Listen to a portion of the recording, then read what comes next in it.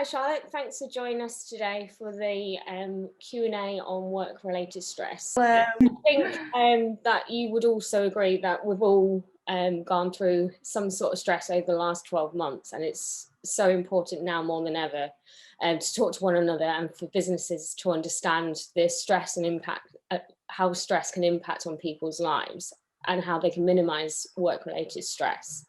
So before we get started, let's have a little chat about Howarths and your role.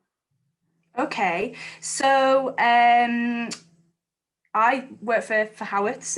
We are based in Geesin, which is just in between Leeds and Bradford. And we work with SME businesses in the main, nationwide, supporting them with employment law, HR, health and safety, and business immigration. When it comes to things like work-related stress, sickness absence, things like that, we spend a lot of time working with organisations to help manage those issues and to facilitate and encourage individuals to talk to their managers about issues. Come across things like this very, very regularly. I am head of the employment law department. I've worked here for 10 years and really, really excited to be part of this project with you, Tash. So thank you for inviting me. Thank you very much for joining us. And I know obviously we work very closely with you guys with our HR side of things. So it's great to get you guys involved with this. So yeah, shall we get started? Yes, let's do it. So what is work-related stress? This is actually a really good opening question, I think. When we talk about work-related stress, I think we often also use and think of phrases such as mental health and well-being. And whilst this sort of tends naturally to happen in practice, work-related stress is actually something very specific. So work-related stress is actually defined by the Health and Safety Executive as the adverse reaction to excessive pressure or other types of demand placed on them at work. So mental health problems, including those which have a clear diagnosis, such as depression, bipolar disorders, schizophrenia, etc., they can all be exacerbated by work-related stress. But work-related stress, because it's a reaction to a work-related pressure, should be something in itself that can be eased or resolved completely by changes to an employee's working practices and environment. Yeah. In terms of sort of general poor mental health, this in contrast is when someone is struggling with something like low mood or anxiety, and it might be how someone is feeling when they're going through a period in their lives where they're struggling to cope with certain things. They might be feeling restless, confused, etc. And we all go through periods of poor mental health and good mental health. We don't all go through periods of work-related stress. The two things are very separate. And different things trigger different stresses. So it could be a stress, so a stress could be a reaction to something, whereas a low mood or depression is something that's built up over time. Is that correct? Yeah, the two are distinct. The work-related stress diagnosis is specifically a response to something that's happening at work and something which can, in theory, be removed. A mental health issue, a mental health problem it's a condition. It's a chemical imbalance in the brain. I'm not a doctor, obviously, so I don't, I can't sort of like talk in more detail about that. But the two are very separate. If you're suffering from a mental health condition, you need to go to the doctor. It's a problem. You need to get it sorted out. Whereas work-related stress, it's a reaction to something that's happening and something in theory, like I say, which can be managed by the employer ultimately. Right. So whilst we're on the subject of mental health, where is mental health protected in law, and why does good mental health matter to a business? Okay, so addressing the first part of that question, where is mental health protected in law? Sometimes when a person has a mental health problem and are treated unfavourably because of it, they are ultimately being discriminated against. And where that happens, an individual might have a legal right to challenge it. The relevant legislation which gives rise to that specific right is the Equality Act 2010. Okay. To get protection under the Equality Act, people usually have to show that their mental health problem is a disability. Now, disability has a special meaning under the Equality Act, and a person needs to meet with all the requirements of that meaning in order to meet with the legal categorisation of a disabled person.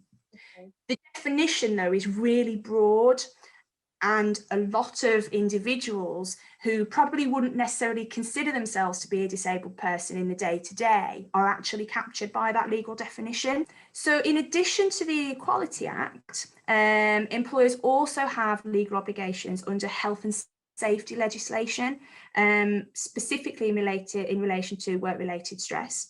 They have an obligation to assess the risk of stress-related poor mental health arising from work-related activities, and to take measures to control that risk.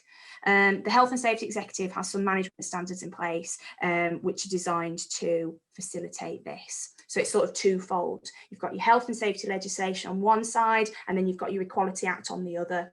The health and safety legislation is about taking proactive steps to manage an issue. The Equality Act is the sort of reactive tool that individuals can turn to if they have been discriminated against or treated less favourably in the workplace because of mental health or stress-related conditions. Okay, so in answer to the second part of the question, why does good mental health matter to a business? I think it's important to bear in mind the fact that most people at some point in their lives will be affected by poor mental health, whether personally or through family or friends. And you know, the time that we're in at the moment with COVID-19, more people than perhaps ever before are voicing concerns that they have in relation to work-related stresses, working from home, etc., furlough, panic about not having a job. And I think on that basis, there's little doubt really that mental health is automatically an issue for all employers, you know, in some way or another. So the fact that it's there as an issue means that it's you know, something that employers need to be aware of, and it's you know, something that matters. Stress, other mental health problems, they're the biggest cause of absence from work in the UK. The CIPD found that poor mental health is now the #1 cause of long-term sickness absence, so absence over 4 weeks or more, and work-related stress is the top 3rd cause. The estimated cost of absence per year ranges from £1,119 to £1,481 per year. So the cost to a business of poor mental health, the physical cost is significant. Yeah. So if that's not, you know, a reason in itself to be concerned about, to be aware of mental health issues, I don't know what is. Mm-hmm. I suppose the cost to a business, though, it's not just about that physical cost. You know, some employees with poor mental health, they'll still come to work, they'll still crack on, they'll do their best, but that can undermine performance. It can create an unhealthy working environment. You know, presenteeism is just as problematic as absence. You know, with in-work performance-related issues actually being estimated to cost even more to employers than absence itself. So there's lots of reasons why mental health and good mental health should matter to a business. Why it should matter to a business, and not just because of the business aspect, but because of the people as well, and taking care of those people that work for you. Exactly. I mean, you know, I know that we've got a few sort of questions to cover during the course of this session, and some of the things that we're going to talk to you about are the benefits, Yeah. the benefits of embracing, good mental health across a team, encouraging discussion, being supportive, being open, broaching the subject with individuals, not being scared of it. It's all stuff that's so important and really shouldn't be overlooked. It shouldn't be. Yeah. Right. So what are the standard procedures that every business should have in place for stress or any other mental health related conditions? I think ultimately it's about good communication and people management skills, as opposed to kind of standard policies and procedures. Good communication, good people management skills go a really long way to preventing stress and poor mental health among employees. And I think, in all honesty, a sort of common sense approach will always go a long way. In terms of standard procedures, employers should look, I think, to have a good induction program in place for staff to ensure that the first few days and weeks aren't unsettling in any way and are geared towards building confidence in new recruits, both in terms of their role, but also in terms of their colleagues. An effective induction might include one-to-one meetings with line managers, senior staff members. It might, with the uprising of home working, it might include a specific period of time in the office, just so people are, they feel part of the team and they know who they can talk to if they've got any issues, and they're not just kind of like out on a limb, sat at home, not really knowing anything at all. It's always very daunting when you start a new job anyway, so having those kind of support networks in place is really important, isn't it? I think so, definitely. And I think so much about sort of stress management, opening the conversation about poor mental health is about trust, and it's also about individuals feeling that they've got the kind of mechanisms to be able to voice any concerns that they've got, and that starts from day one. It's mental health, and encouraging conversations about it is not something that you can just sort of like dip in and out of as an employer. You have to create the environment to allow the conversation to happen naturally. So yeah, like you say, in those daunting first days, anything you can do to kind of start breaking those perceived barriers down, definitely useful, I think. I think following induction, a series of one-to-one meetings with employees during the course of their employment, either through an appraisal process or an internal performance management process, should also be considered. As I say, mental health issues, they're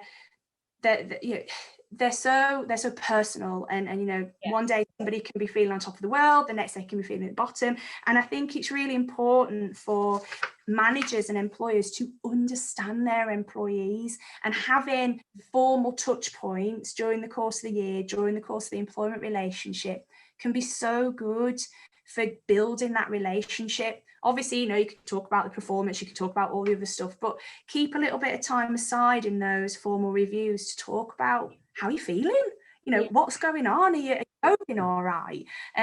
Even if people say they are, just remind them during those sessions that doors are always open if they are, and that type of thing. Again, on the point of sort of procedures, if the stress or the absence becomes so serious that absence from work becomes necessary, then employers should be ensuring that they've got robust ill health capability and equal opportunities procedures in place to formally manage the absence in line with legal requirements, including those in relation to workplace adjustments. Until really a point that an employee goes off sick with a mental health or a stress related condition, it's kind of all up for grabs in terms of how you want to manage things. But when somebody goes off, the law kind of kicks in to steer employers down a particular path for a time. Okay. The next question would be, what are the main causes of stress in the workplace? And then how can employers help minimise these for employees? I think everyone is different. So everyone will respond to and display signs of stress in different ways. Some common causes of workplace stress, though, include working long hours, not taking breaks, unrealistic expectations or deadlines, high pressure environments, unmanageable workloads, lack of control over work, negative relationships, poor communication, job insecurity, which is a massive thing at the minute, I think, with, you know, people who've been furloughed, people who work, you know, in sectors such as yours. So all of, you know, those kind of things, your obvious things, I think, really. I mentioned the pandemic there, and I don't think it's something to kind of, you know, overlook. The impacts are so far reaching and devastating, really, to some. And you know, like your sector, Tash, you know, you're subject to what the government has to say. You're subject to the roadmap, which can change, you know, in a snap. They wanted to change it. I mean, we've seen it happen. Things just changed all of a sudden. Everything was starting to open up, and then the lockdown 3.0 came, and everything shut back down again. So yes, we're very much at the whim of the government at the minute, which I'm sure many other businesses are as well. It's just, there is a light and we can see it, but that stress and that impact on not just businesses but employees as well is so high at the minute. Everyone is slightly on edge as well, aren't they? Definitely. And I think, you know, it's in some respects understandable why people are feeling anxious and tense. You know, it's their livelihoods, it's been going on for so long. And, you know, on top of that as well, there's just the general anxiety about COVID. You know, we're all living through it. You know, nobody wants to catch it. Yeah. So what, you know, is also kind of presenting itself now, we're slowly easing out of things, is a reticence to return to the workplace, not because people aren't desperate to go back to work, but because they're really frightened. You know, they've almost become institutionalized by the home working, by the furlough scheme. They've been at home, you know, they've been in their bubbles and all that sort of stuff. And now it's like, right, okay, you can go back to work, you can be released back into society. But that's a really big thing for some people. And employers need to be aware of that as well, and be very sympathetic to it. But obviously it's totally unprecedented as well, so there isn't a rule book. If there was anything that you could suggest to businesses to make it easier for employees to return to work following a lengthy absence, furlough or work from home, what would you say? I think in terms of practical steps, offering phased returns, if that's possible, that could be really useful. So I know, say somebody's working 5 days from home currently, or that, you know, they've been on furlough for however long, going back into the office 5 days a week might be very daunting. But saying, you know, you can do 2 days to start with, 3 days from home, or whatever it is, that can be really useful.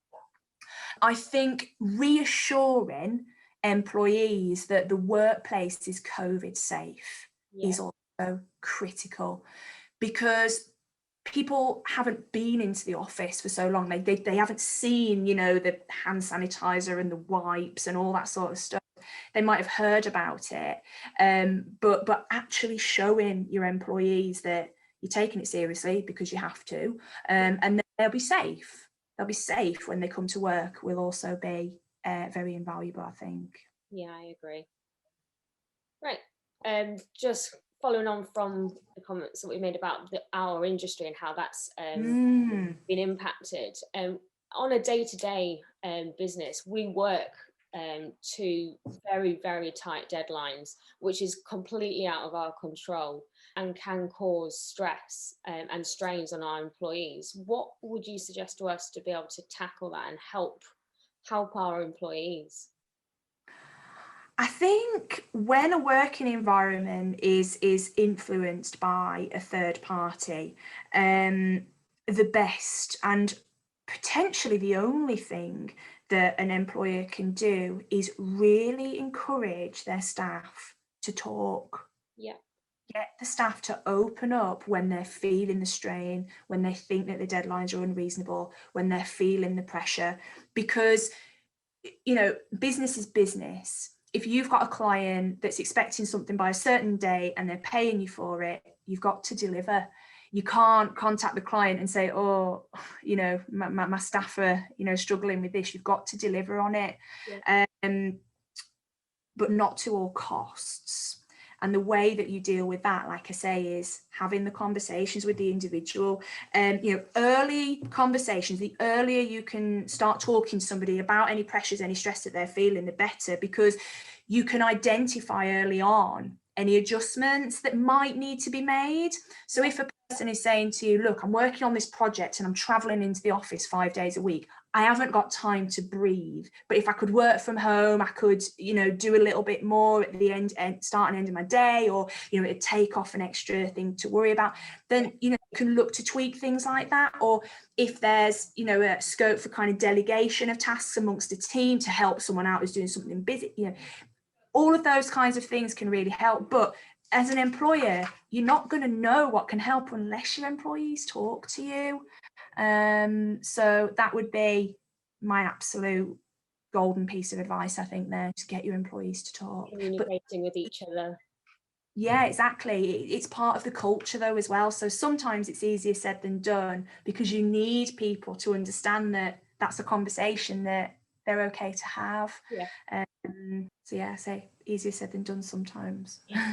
And then what are the warning signs that someone might be tackling stress or anxiety, either at work or in their personal lives, and what's the best way to help and support them? People tend to show stress and the signs of stress in one of three ways: physically, psychologically, or behaviorally. So physical signs of stress can include tiredness, headaches, weight changes up or down, a visible tension, shaking, nervous speech, throat pain, sweating. So, you know, keep your eye out for your employee. Are they looking poorly? Are they looking stressed?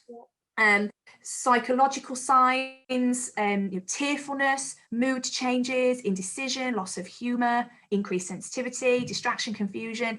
So again, if you have spent the time getting to know your staff, you should be able to identify when something's not quite right in that respect as well. And then in terms of behaviour, things like increasing in smoking or drinking. If your employees do that, they might engage in recreational drug use. They might have a resigned attitude. They might be late. They might not care. They might make errors. It's all things that are just uncharacteristic, really. But I think in terms of the second part of the question, conversation is the best way to start helping employees who are suffering. There is no substitution for starting the ball rolling with a discussion, because without that, you're not going to be able to identify whether there is a problem, and you're certainly not going to be able to identify what the employee needs you to do to help and what options there might be available. And I suppose, you know, a sort of final but sort of obvious point is everyone's different. Everyone has different needs and different wants and things like that, don't they? So I guess it's kind of, as you said, it's knowing who they are and what they're normally like. That if they're outgoing and bubbly, if you see a decrease in their moods, that could be an identifiable thing that then triggers a conversation with them. Exactly. And you know, what might stress me out might not stress you out. I might react totally differently to how you might react. I'm sure that's the case. So, you know, an employer does have a tricky job on their hands, but it's part and parcel of, you know, being a caring employer, being a reasonable employer, and ultimately, I suppose, being an employer of choice, which is what all of us want to be, I suppose. You know, you want people to come and work for you, and you want people to come and work for you, not just because the job's right, but also because the culture and the environment's right, the support's there. Yeah, I agree. Right, so some people may not want to take time off for stress-related strains, as they might feel that there will be consequences from their employer. What are the employees' rights to take time off for stress and any other mental health issues? Okay, so employees who are incapacitated through health whether as a result of physical or mental problems, are entitled to time off through sickness and for payment where appropriate. So where applicable, both statutory sick pay and company sick pay should be paid. And employees who are absent with mental health conditions shouldn't be treated any differently to someone who's off with a physical condition. So someone who's got a broken leg should be treated in exactly the same way as somebody who's off with work-related stress or depression or anxiety. There shouldn't be a difference. The rights are the same. A lot of employers, it's an interesting question actually, seem to think that there is a difference, but there's not. It's incapacity to work, and it doesn't matter what the reason is. It's all, it's all treated in the same way as far as the law is concerned. And as previously mentioned, in some cases, employees with mental health conditions will be classed as disabled under the Equality Act, which obviously protects them against unlawful and less favourable treatment on grounds of their health. So that's a really important right for employees to be aware of if they feel that they're not being treated correctly. What is the responsibility of the employer to speak with the team member that may be stressed at work, and what is the best way to approach them? Okay, so the responsibility, I suppose, sits in the health and safety legislation, which says you have to have systems in place to assess the risk of work-related stress and to put measures in place. So arguably, like we've talked about already, you should be thinking about this sort of stuff right from the induction point. Have systems in place, touch points during the course of the relationship where you specifically build in conversations about, mental health, working conditions. Are you okay? Is the work all right? Etc., etc. But I think, aside from that, because mental health, it's up and down, someone can be fine one week and, not fine the next. Employers have to be, sort of reactive. And I think there is a responsibility, like in terms of duty of care to your staff and things like that, to sort of be aware when your employees aren't sort of, acting quite right, and to speak to them at that point. There's no rules on it. There's no guidebook on it because everybody is different.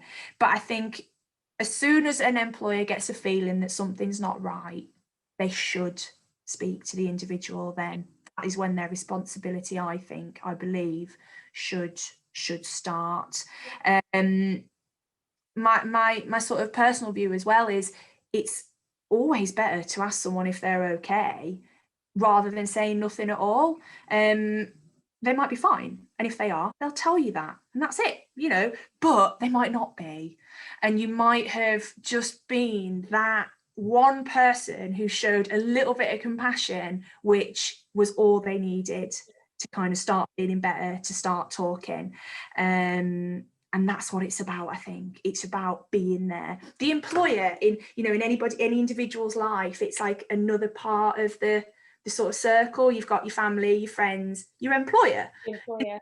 And I think if you kind of, as an employer, as a manager, kind of view yourselves in that way when it comes to an individual's sort of mental health, you can't go far wrong.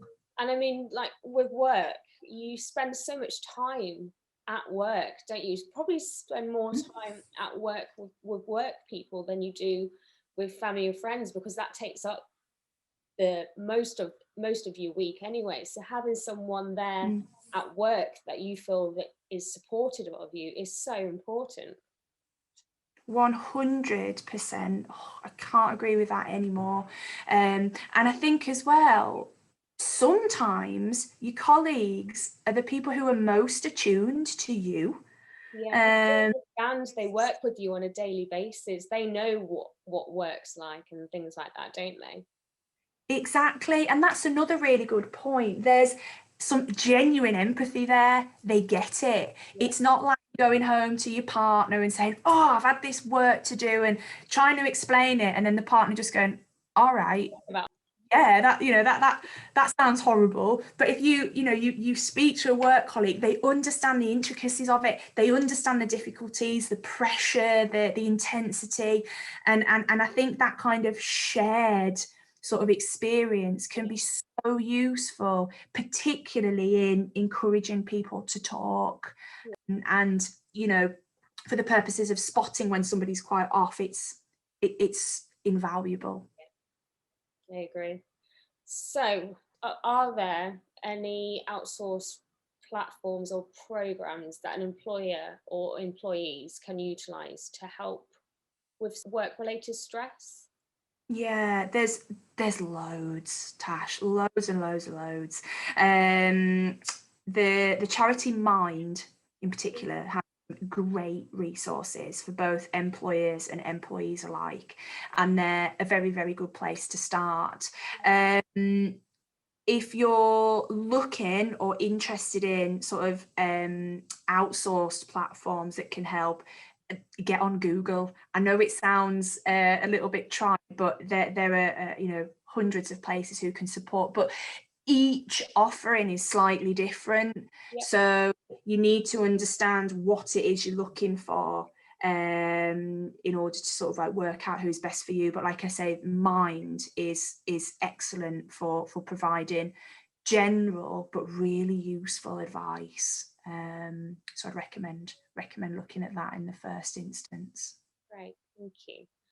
Although times have changed and employers are getting better at mental well-being for employees, there is still a stigma attached to mental health and the stress-related conditions.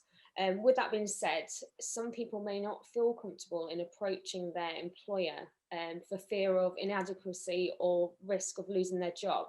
What's the advice that you would give to these people who are keeping silent? But I do think there is a stigma attached to mental health conditions in the workplace.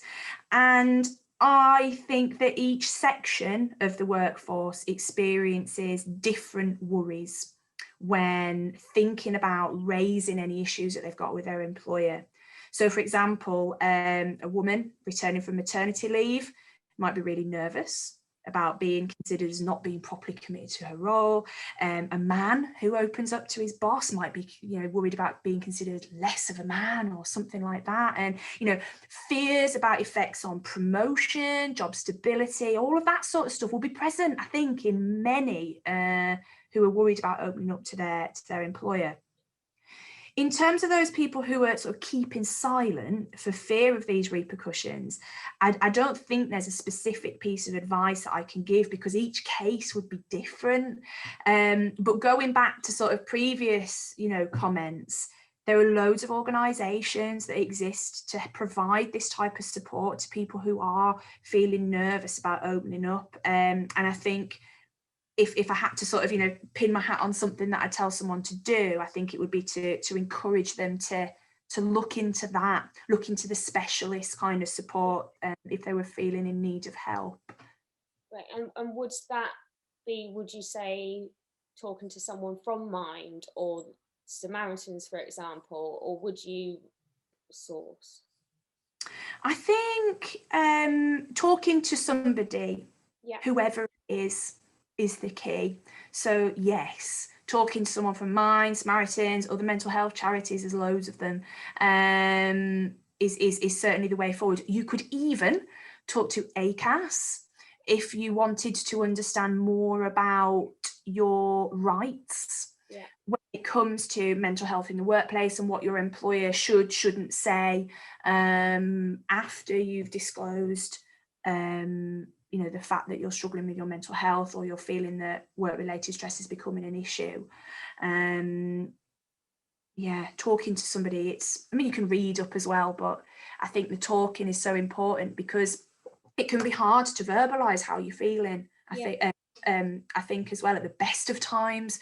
So trying to type it or read it and interpret stuff isn't necessarily the best way. And you know, you've got someone then, you've got a contact, you've got a name, you've got someone on the end of the phone who can, you know, be there when you need them as an impartial person as well. Okay, thank you. In your opinion, how do you think that employers can become more proactive and supportive to their employees with work-related stress? I think that this is primarily done by acknowledging that mental health and workplace stress are issues which naturally present themselves. Once this is acknowledged, and once the whole mental health work-related stress piece is normalised, then employers can start tailoring a proper support provision which suits their business and their staff. So I think having some mechanism, whether in terms of, like the aforementioned one-to-ones, for the subject to be broached initially is really important. I also think that adequately responding to any employee disclosures is crucial, encouraging people to talk, creating a safe place for people to do this, things like encouraging honesty and, all that sort of stuff is vitally important. Getting to the habit, I think, of reassuring employees if they come to you with concerns, and let them know that you're there to help. You're not gonna like knock them back. You're there to support them. One thing that some employers do is look at what's known as a wellness action plan. The wellness action plan is a personalised practical tool which everyone can use to identify what keeps us well at work, what causes us to become unwell, and the support that we need and want in work to boost our well-being. So as an employer, I think encouraging your employees to draw up a wellness action plan helps to give the employees ownership of the steps needed to help them to stay well, or to manage a mental health problem. It also obviously opens up that ever important dialogue between the employer and the employee, which will help both parties understand each other better, which hopefully then in turn leads to nice things like greater productivity, better performance, happiness, increased job satisfaction, etc., etc.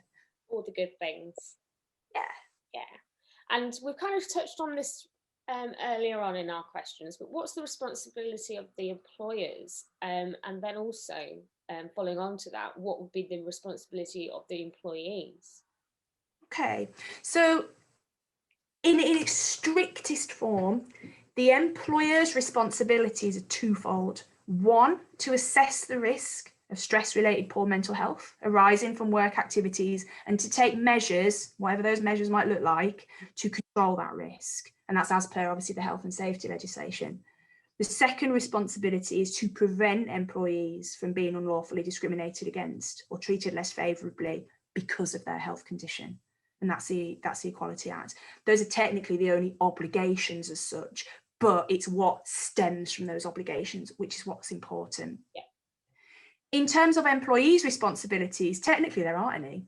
There's no legislation which says as an employee you must do this, but arguably, because all employees have an obligation to contribute to a safe working environment, you could say that an employee has a responsibility to tell their employer when they are struggling, but there's no sort of specific kind of reference to that.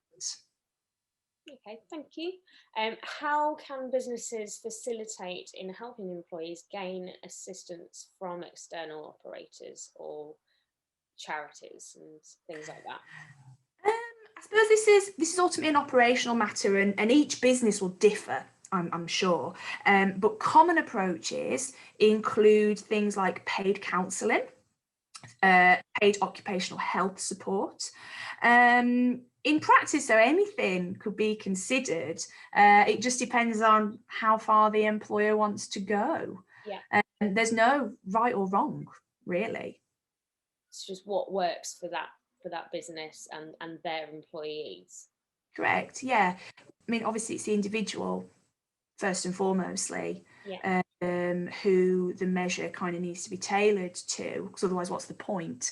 But it all has to balance with the business needs as well. A business, it doesn't have infinite pots of money. So if an employee says, oh well, I found this wonderful counsellor in Australia and I think you need to pay for me to be there for 3 weeks to consider my work-related stress concerns, obviously the employer would be allowed to say no. On the basis of cost. A stupid example, I know, but it illustrates the point. It's all about the balance. And finding the right fit for the employee and the right fit for the business. Is that correct? Yeah, absolutely. Super. And what can businesses be doing to decrease stress in a workplace? Again, it's a hard one to answer because each person is different. Yeah. So what decreases stress for one person will not decrease stress for another. But I think some common approaches include, again, building in one-to-ones throughout the course of the year with individuals so that you can properly assess workflow, pressures, what's coming in, how are employees sort of feeling. You could even introduce like a weekly team meeting or a fortnightly team meeting. Very easy done over Zoom now, where literally you go around the screen saying, what have you got on? What have you got on? You know, so you can get a quick snapshot in time of how somebody's working. That might immediately help to sort of decrease workload stresses. Yeah. I think in terms of generally decreasing stress, it's a cultural exercise, and that starts from the top down, usually in most organizations, and it's about genuinely wanting and fostering a supportive, caring environment in which employees can work. So it's about having an open door policy, having, you know, time set aside to speak to individuals when they're feeling concerned, genuinely taking steps to address issues that people have, looking at workload, looking at working hours, being more acute to whether you need to recruit or delegate and things like that, and getting people to buy in as well, because we've already talked about the value of sort of peer support as well, the empathy that's there from the team. You know, you need everybody to kind of be on a level with it and to talk. You can't put a value on talking, the communication ultimately. Yeah. And then finally, if you could give one piece of advice for someone who's battling with stress, what would that be? My answer might be obvious based on the sort of last sort of 40 minutes or so, but it would be to talk. Yeah. Talk. It doesn't need to be to your employer. It doesn't even need to be to somebody you know. You know, talk to a third party, talk to a charity, talk to your boss, talk to your colleague, talk to your husband, wife, dog, cat, whatever. Just talk and let it out. Because until you talk, the problem can't be fixed. And it will just keep building up and building up, won't it, until it finally completely explodes, and then it's worse than what it would have been had you spoken to someone earlier on. Exactly.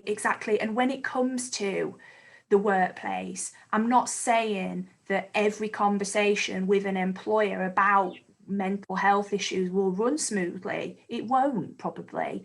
But worst case scenarios, the law's on your side. You know, we talked about how the Equality Act is there to protect individuals. And that works both ways as well. You know, the law's there to support employers too. But there is ultimately a process which employers and employees need to follow, and it can fall back on that if necessary.